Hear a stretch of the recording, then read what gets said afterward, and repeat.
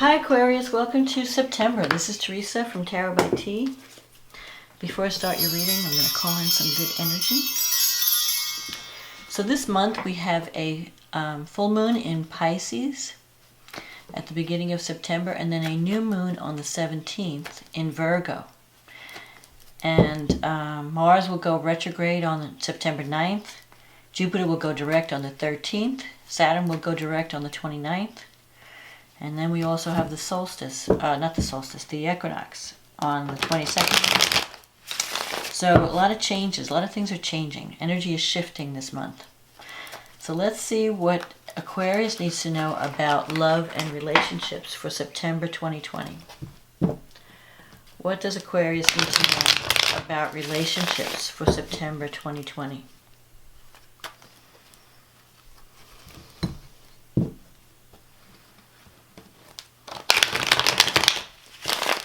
What is coming up in love and relationships for Aquarius, September 2020?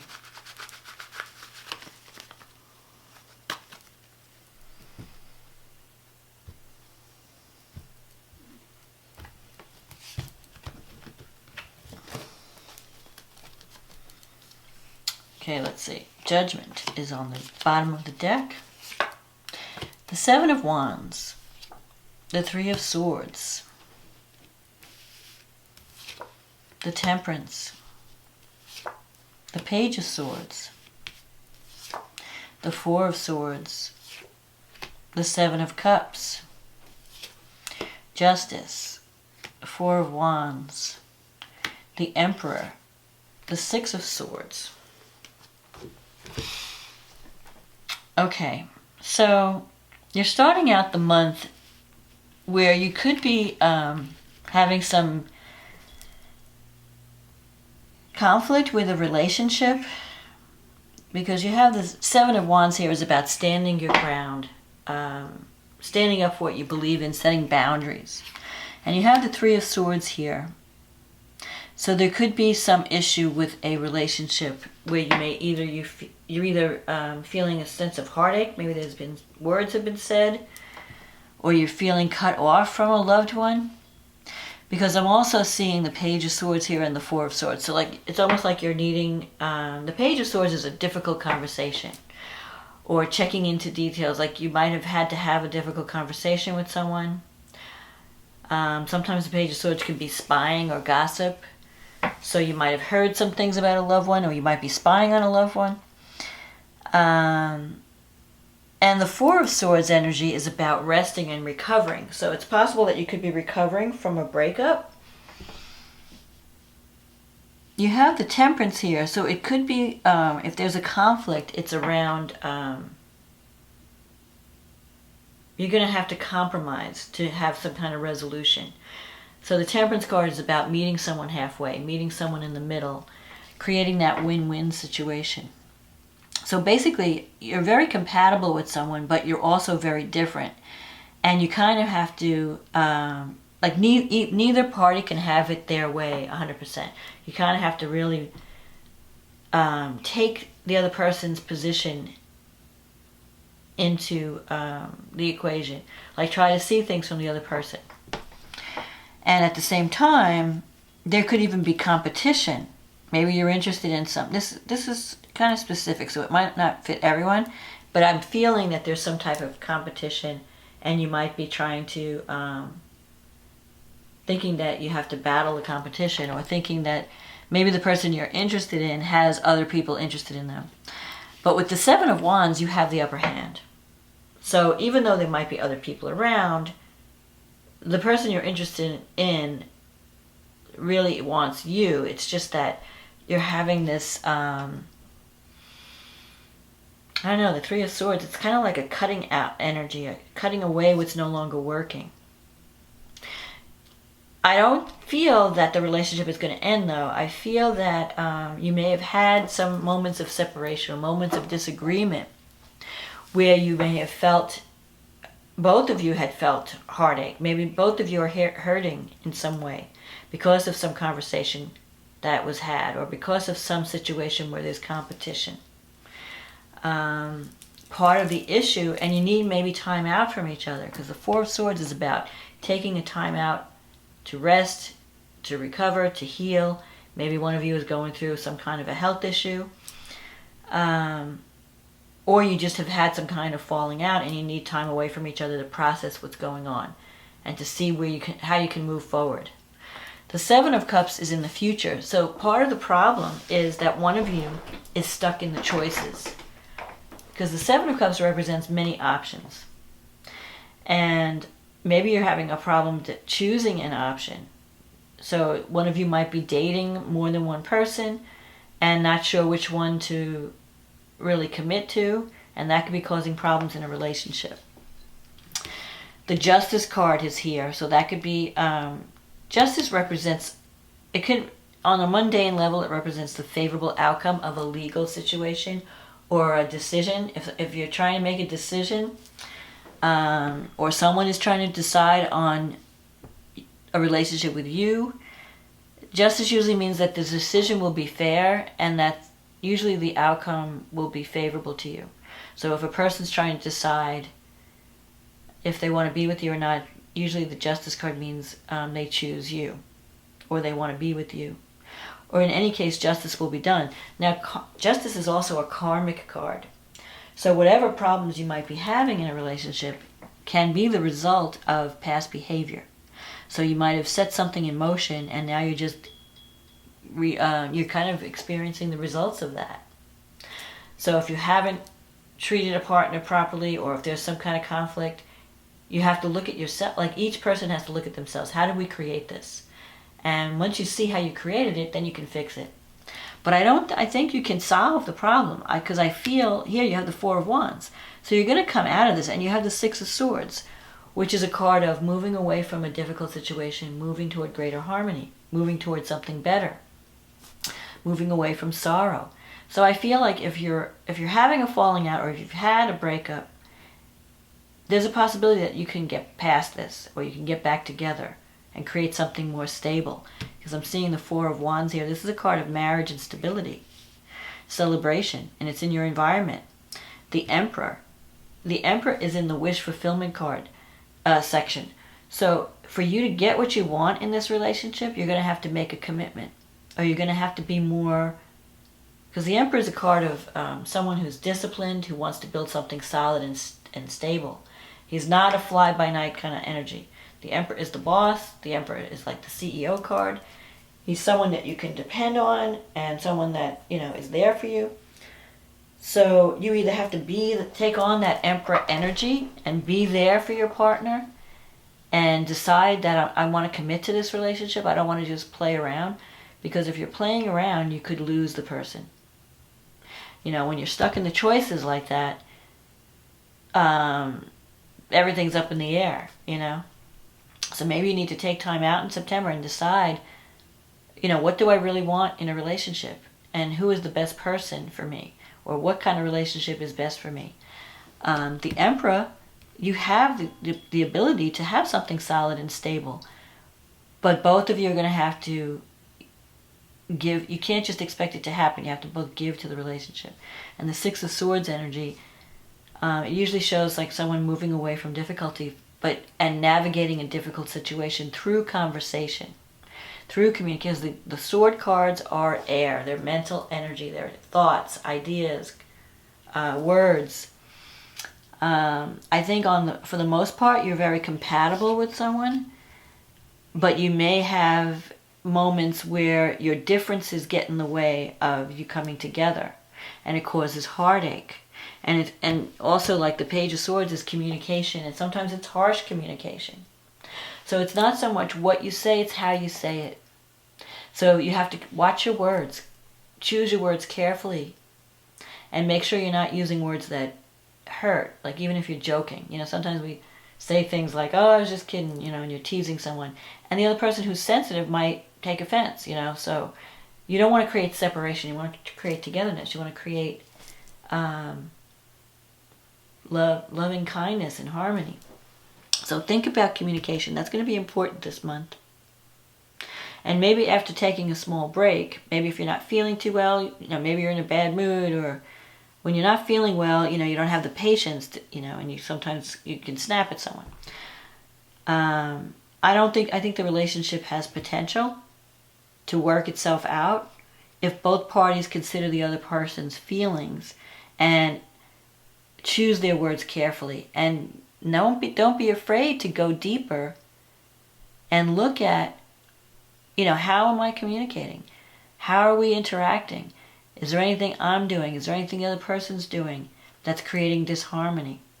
You have the Judgment here that was at the bottom of the deck. The Judgment is about having a spiritual awakening, where you decide, I'm going to work on myself. I'm going to try and be better.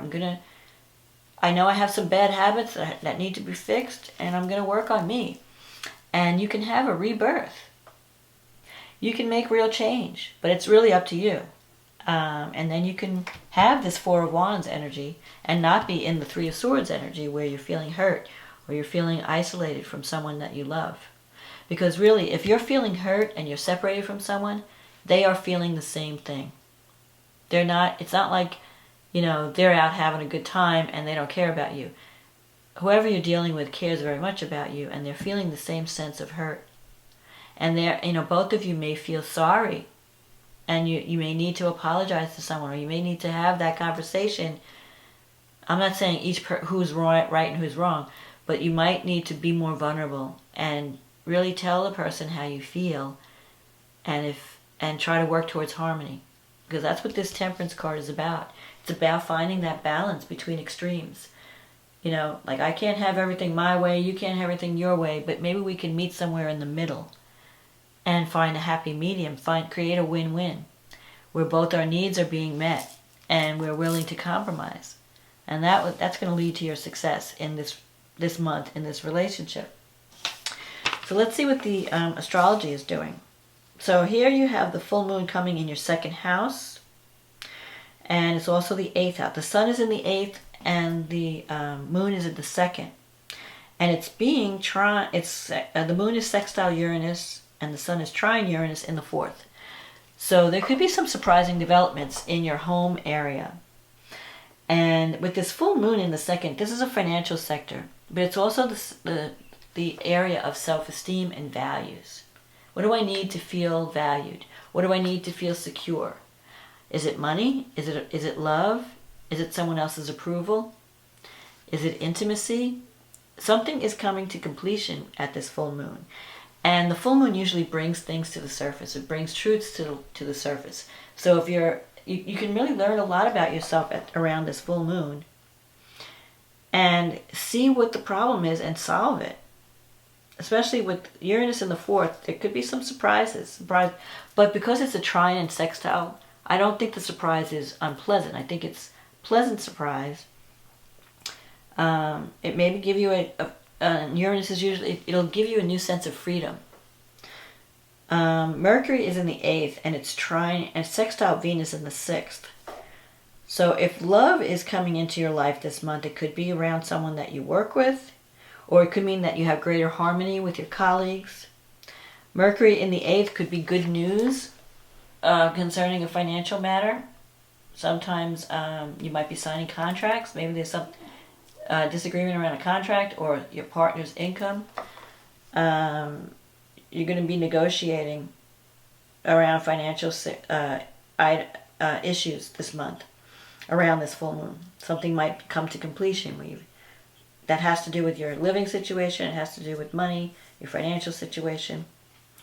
Mars is in the 3rd, so your communication style might be a little feisty this month.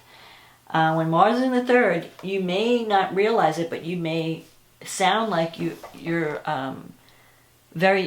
communication style could be very aggressive and very abrasive. So you want to watch your words this month, because that could be causing issues in work with your colleagues. It could be causing issues with loved ones. You have Jupiter, Saturn, and Pluto in the 12th house. And Mars is going to be it's already squared Jupiter. Now it's squaring Saturn and Pluto. Well, it has, it's going back and forth because last month it squared Pluto and it squared Saturn. Now it's retrograding. So it went forward. Now it's going to go back on the 9th. And with this square in the 12th house, you could be having power struggles with authority figures or communication, you could be having arguments with relatives, brothers, sisters, siblings, people like neighbors. And a lot of, I don't think you're seeing, because with all this energy in the 12th house, there you have a blind spot. And it's a good time to get at that blind spot and to see it and heal it and release it. The 12th house is the house of hidden enemies. Sometimes, but it's also the house where we self-sabotage. So if you're self-sabotaging this month, it could be because of your communication style is too aggressive or too abrasive, and it's causing problems. And it relates back to some psychological issue with authority figures, maybe from childhood even. So you're not really fighting with the person in front of you, you're fighting like a parent or a sibling. It's like something that's in your subconscious. So it would be a good month really to look into that, to look deeper, because that's another thing.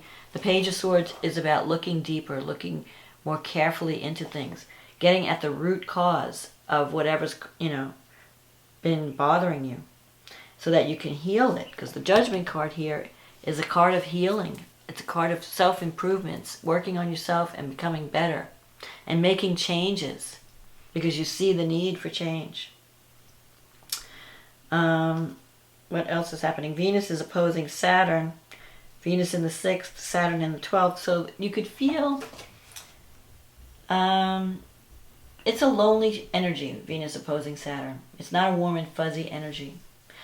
If you're working with colleagues, you may feel like nobody understands you, or you may feel that you're being misunderstood. Sometimes Venus opposing Saturn can bring money problems, like you may have a shortage of cash, just temporarily. Or you may feel, but if it's a health issue, you want to just watch your sweets, don't overeat sugar, Check into your health, you might be feeling run down. But your ruling planet, Saturn rules Aquarius as well as Uranus. In the ancient times, Saturn ruled Aquarius. So Saturn is going direct at the end of the month, and Jupiter is going direct at the on the 13th. So there could be some energy that's, if you feel stuck, if you felt like, nothing's moving, I can't, release any baggage, I can't close any, like you're looking for closure, and you're looking to release things from the past, but you've been feeling stuck. When Jupiter and Saturn move direct, that's going to help the situation. You may feel like it's easier to look at those things, and it's easy to make progress when they start moving forward. Now Mars is still going to go retrograde, and Mars is retrograde in your 3rd house, so any kind of contractual thing may just slow down. Like you're not going to be able to push forward. If you have a communication project, you may have to rework it, or you may have to rethink your strategy. But then we have a new moon in Virgo on the 17th, and that's happening in your 8th house. So that brings hope. The new moon in Virgo can bring a new source of income, a new source of financial support, maybe a partner's income. It could also bring a new intimate relationship, because the 8th house is the house of intimacy. It's a house of transformation. So if you're starting anything new, it could really change your life in a big way. If you really want to work on yourself and work on your demons, and this is the time to do it at this new moon. Venus will be in the 7th house. It's moving into Leo. So it was in Cancer. It's going to be moving, crossing your descendant and moving into Leo. When Venus goes into the 7th house, you should find that your relationships become more harmonious. Let's see, what else is Venus doing? Venus is squaring your ruling planet in the 4th house, Uranus. So there could be some unexpected developments in the house, around the home. Maybe you have a relationship that just pops up suddenly, that's connected to your house, your living situation. So someone might move in, someone might move out. Suddenly, Uranus brings surprises. Because it's a square, there's usually conflict or tension. And then at the same time, Mars is going to be squaring Saturn and Pluto until November, until the end of the year. because it's moving. It moved forward in Aries, then it's moving. Now it's going to go retrograde back in Aries, then it's going to go forward. So it's going to be crossing the Saturn-Pluto for the next 2 months, 2 or 3 months. So whenever it does that, it's going to trigger your unconscious blind spots, you know. And Mars in the 3rd house, you really want to avoid conflict. You're going to feel frustrated, and you might just, you know, blow up at people around you. Because of this, you're being triggered with the 12th house. The 12th house. You're being triggered like someone may remind you of an authority figure from your past. An old boss, or an old teacher, or an old parent, or a parent, you know. And there might be power struggles. You know, verbal sparring even, because Mars is in the 3rd house of communication. And travel. Just don't race around the neighborhood, you know, angry. Don't drive angry. But, and then Neptune is going to be, Mercury, I'm sorry, is squaring, and where do you have Mercury? Let's see. Oh, you have Mercury in the 9th house. So you could have some disagreements with other people about your belief systems, about your ideas. Like you may want to push forward on something, and you may feel blocked by authority figures. You're like, I've got these ideas, I want to move on these, and you're butting heads with an authority figure or someone who's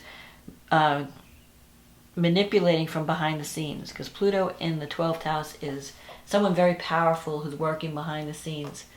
And because it's a square, you're not seeing eye to eye.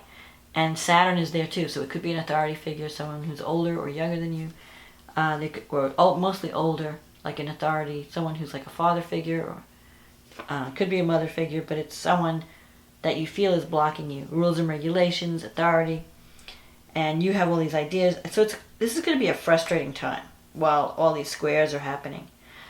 The positive thing is this new moon is trining Saturn. So you can make a new beginning with some kind of, you can get financial support. So it's like a mixed blessing.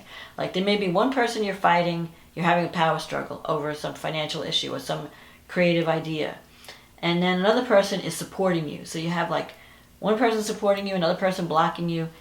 You have to really, you're going to be doing some negotiating this month. You're going to have to learn how to negotiate, learn how to, you know, choose your words carefully to avoid conflict. That's all I'm saying. But anything that you start with this new moon in Virgo, if you start a new, like a self-improvement plan, or you create some kind of financial plan that's going to help you down the road, it's going to be in place for a long time. So really look carefully into any contracts that you're signing around this time, especially with Mars retrograde, especially because next month Mercury is going to go retrograde. Because you have this Page of Swords, and the Page of Swords energy is about looking deeper, going deeper, learning how to communicate. Don't take things at face value. Look deeper, and you should be okay. So I hope you enjoyed this reading. And if you did, click on the like button or click on the subscribe button. If you'd like a private reading, click on the link in the description and it'll take you to my website, and we can get you on the schedule. In the meantime, I want to say thank you everyone for supporting this channel by commenting, by purchasing readings, by just even liking or sharing. So I hope this reading was a help to you, Aquarius, and I wish you the best. Things will get better more toward the end of the month. So don't despair. Just get enough rest. Choose your words carefully. Patch up whatever conflicts you might be having this month. Learn how to compromise. Be diplomatic, and you should come through just fine. And I wish you the best, and I'll talk to you again next month. Okay, bye now.